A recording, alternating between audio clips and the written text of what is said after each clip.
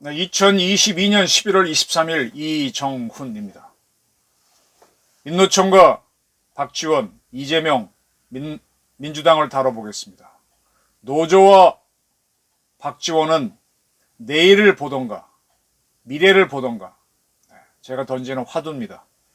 이태원은 핑계고 친북과 민노총이 야합을 하고 있습니다. 저희 판단입니다. 박지원 씨 국정원장을 지냈다고 합니다. 이런 사람을 국정원장 시킨 문재인 대통령은 참 희한한 사람입니다. 오늘 아침 MBC 라디오 김정배의 시선 집중에서 탄압을 받는 민주당은 없어져야 되나요? 라고 질문을 받으니까 내일 지구가 멸망하더라도 오늘 민주당은 사과나무 한 그루를 심어야 한다. 이거 누가 한 얘기지? 스피노자인가? 이거는 미래를 바라보자는 거죠. 그러면서 당을 지켜야 한다 그랬습니다. 이 박지원이라고 하는 사람이 미래를 바라보고 민족의 미래를 바라보고 국가의 미래를 바라보는 사람일까요? 민주당은 사과나무 한 그루를 심어야 한다. 그러면서 하는 얘기가 뭐냐 하면 지금 민주당에서 노웅래 마포구 의원이죠. 그의 집을 압수수색했더니 검찰도 몰랐기 때문에 압수수색 영장에는 신청도 하지 않았던 현금이 발견됐습니다. 그래서 이건 뭐냐 그랬더니 나는 돈도 가질 수 없냐 그랬습니다. 어쨌든 노웅래 씨도 걸리고 김태년, 노영민 이렇게 다 나오고 있는데 이러면 민주당이 없어진다. 민주당이 없어지면 이 나라의 민주주의가 없어진다. 그럴까? 이렇게 친북, 386 이 장악하고 있는 민주당이 없어지면 정말 이 나라의 민주주의가 없어질까? 이 나라의 친공이 없어지는 거 아닐까? 이 박지원이라는 사람이 미래를 얘기할 때는요, 자세히 생각해보고 판단하셔야 됩니다. 그리고 이런 얘기도 해요. 김용이나 정진상, 노웅래 등 가리지 말고 민주당은 총력 대응해야 되는 것 아니냐라는 질문을 받자 당연히 대응해야 된다. 그것이 동지다. 유죄가 나올 수도 있지만 사법부의 판단까지 가야 하냐? 사법부가 판단하기 전에 그러니까 재판받지 않도록 하자. 유죄 가능성이 있는데 재판 가면 지니까 정치적 투쟁을 해서 아예 재판에 가지 않도록. 뭐냐? 윤석열 정권을 무너뜨려서 그를 하야시켜서 이 재판 자체가 없도록 하자. 이거죠. 이런 것이 박지원 씨의 미래일 수도 있구나. 그럼 범법자가 날뛰는 세상 만들자는 거구나. 네. 이런 사람이 어떻게 대한민국 국가정보원장을 합니까? 이재명 씨도 상식적인 눈으로 봐야 되죠. 그는 지난 11월 14일, 15일 한국노총과 민노총을 방문해서 노란봉두법을 통과시켜야 한다, 공감한다 라고 그랬습니다. 정의당 이정미 대표도 비슷한 의견을 보였었죠. 지금 민노총이 대대적인 파업 시위에 나서고 있습니다. 어제는 여의도, 세종로에서 시위를 했습니다. 근데 경찰은 적극적으로 안 막아요. 민노총은 집회 신고를 했죠. 그래서 신고를 해놓고 나서는 도로를 막고 무대를 설치합니다. 그럼 경찰도 대응하기 위해서 펜스를 치고 경찰 자동차를 끌고 와서 길을 막습니다. 그 시간이 오전 9시, 오전 10시쯤이었던 모양이죠. 근데 이 차들이 이제 오는 시간이 있으니까 더 9시부터 그러면 출근길에 턱 시내가 꽉 막히죠. 강북이.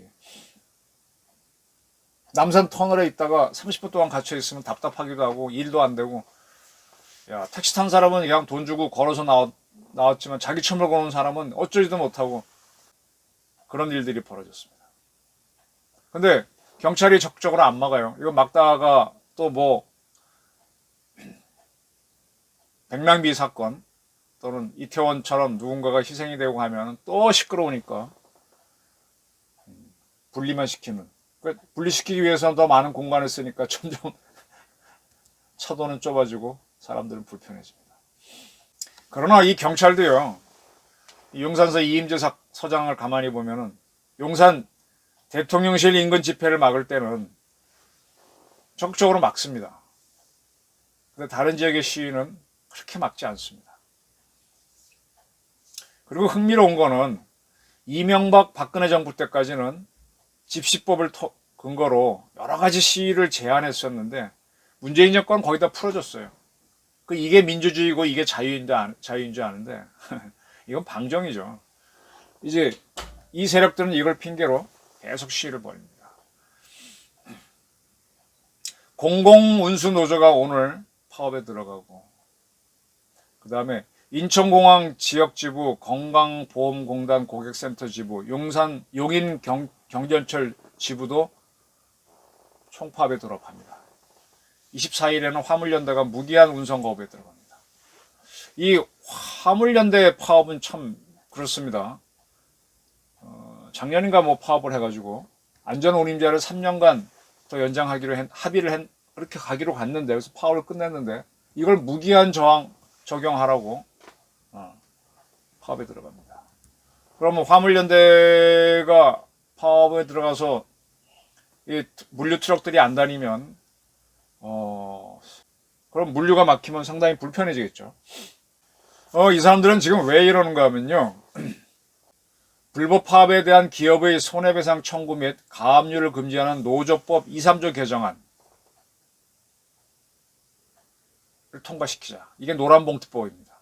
즉 불법 파업으로 인해서 기업들이 손해를 봤을 때 거기에 대해서 손해배상 청구하는 거를 못하게 하는 개정안을, 이게 노란봉투법인데 이걸 내놓고 이걸 통과시키기 위해서 이렇게 노력하는 걸로 보입니다. 이렇게 압박을 가하면 정부가 물러설 수도 있고.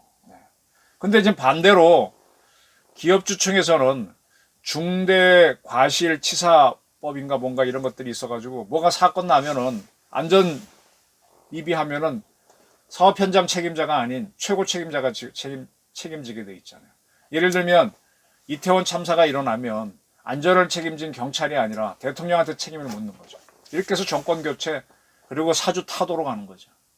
사주 다 없애면 기업 잘 될 것 같죠. 제가 아는 한 중소기업 체가 있습니다. 그분이 사업은 그렇게 먹고 살 정도로 직원들하고 할 정도로 할 것 같은데, 근데 그분은 돈은 많아요. 어떻게 벌었는가? 자기 하는 생산업으로는 그냥 간신인데 이제 뭔가 하기 위해서 땅을 산 것들이 오르고 그러니까 사업으로서는 큰 돈 못 벌었습니다.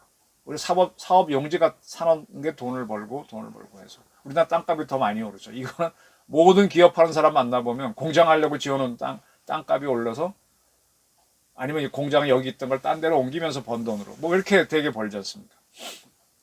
이제 그 돈 나이가 많아지고 하니까 직원들한테 나는 은퇴하겠다. 나는 은퇴하니까 나의 일정 부분만 날 보장해주고 너희들이 기업을 경영해라 그랬더니 어느 누구도 기업을 받으려고 안 한답니다.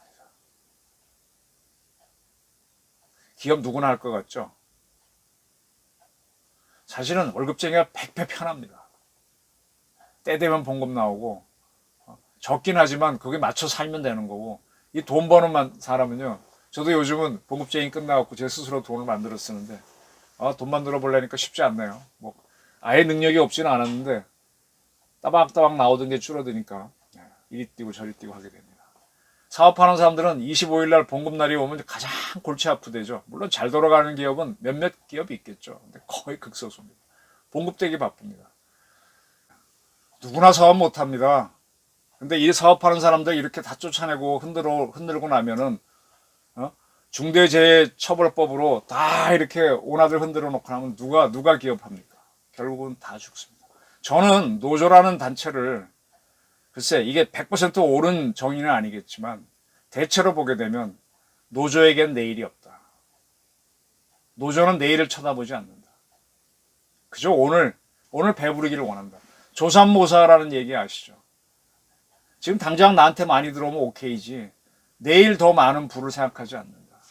얼마 전에 박정희 기념관에 가서 박정희 대통령 연두 교수 연설 같은 걸 이렇게 쭉 전시한 거 봤더니 계속 박정희 대통령 그거더만요.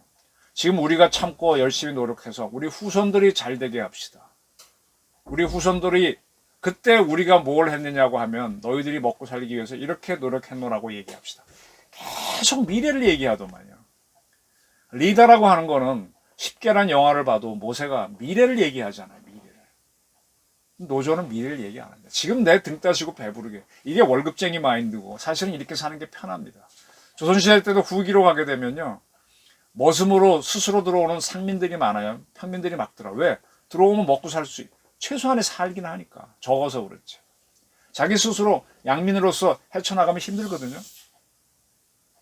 이렇게 다 노조로 몰리고 그 미래를 생각한 사람들을 다, 물론 그 사람들은 미래를 하다 보니까 반칙도 하고 뭐 그렇게 하겠죠. 그러면서 끌어내리고 이렇게 하면 나라가 골로 갑니다. 이런 부정부패를 잡고 그런 세력들이 숨어서 우리 정치를 움직이는 게 민주당에 주사파들이 버글버글한데 글로 박지원이가 다시 들어가면서 사과나무를 심겠다는 소리를 하고 있습니다. 이재명 씨는 민노총, 한노총 방문하면서 노란봉투법 통과를 공감하겠다 이렇게 얘기하고 있습니다. 지금 뭐 학교 비정규직 노동자들도 총파업, 교육, 의료 공공부문 3벌 노조 6곳도 총파업, 네, 계속 총파업 들어갑니다. 이게 이제 흔히 얘기할 때는 권력투쟁, 윤석열 정권을 무너뜨리고 보수 정권은 두 번 다시 못 나오게 하려는 그런 의도지만 어떻게 보면 대한민국의 미래를 잡아먹는 겁니다. 박지원과 노조는 내일을 보던가. 저희 화두는 이겁니다. 이들이 처음에는 이태원 참사를 열심히 떠들고 있더니 민변도 개입하고 뭐도 개입하고 그리고 자기들의 그렇게 흔들어서 자꾸 경찰을 약화시키는 거죠. 대응 약하게 한 다음에 친북과 민노총이 야합을 하고 있습니다. 어떻게 보십니까? 저는 세상 이렇게 봅니다. 기자를 하면서 느낀 건데 그 탤런트 김혜자 씨가 꽃으로도 때리지 말라 그랬는데 저는 생각이 다릅니다. 저는 항상 칼을 찬 선비 남명조식 선생의 그 말을 좋아하는데 필요하면 언제든지 주먹 쥐고 싸우러 나가야 된다는 생각입니다. 칼을 차고 다녀야 될 것 같습니다. 경청해 주셔서 감사합니다.